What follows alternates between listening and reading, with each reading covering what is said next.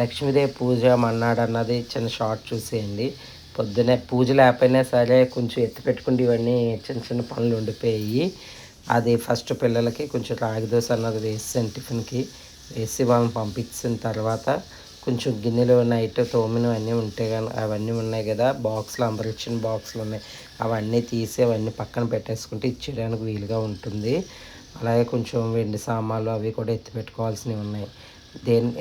ఎంత పూజ చేసుకోకపోయినా చిన్న చిన్న దేవుడికి పెట్టినవి ఉంటాయి కదా, అలాగా అన్నది తీసేయండి ఎత్తి పెట్టుకోవద్దు అవుతుంది. ఇవన్నీ పక్కన ఉంటే కొంచెం చికాకుగా అనిపిస్తుంది. గొంతు కొంచెం బాగాలేదండి, జలుబుగా అనిపిస్తుంది.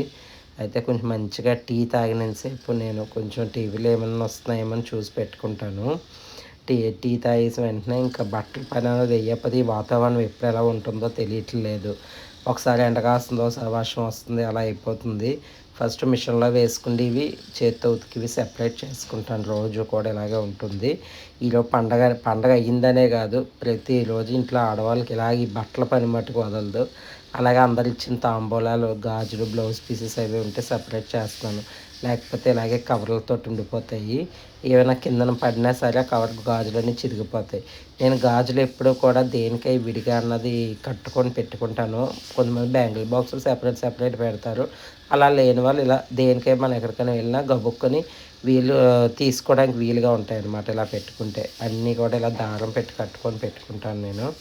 అలాగే నిన్న విప్పిన చీరలు ఉన్నాయి కదా, అవి కొంచెం ఎండలో వేద్దామని ఈరోజే కొంచెం ఎండ ఇప్పింది. లేదంటే అసలు వర్షం అలా చిన్న చిన్న చినుకులు తుప్పరలా పడుతున్నాయి. అయితే ఇలా కొంచెం ఎండలో నీళ్ళు జల్లి ఎండలో పెట్టుకుంటే కొంచెం స్మెల్ అది ఉన్న పోతాయి, ఐరన్ చేయించుకోవచ్చు.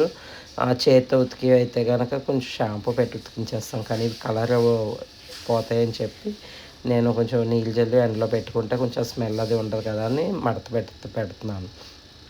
మీవి ఎలాగ అయ్యే పండగ పనులు వ్రతాలు అందరివి బాగా అయ్యాయా? కామెంట్ చేయండి. Bye friends.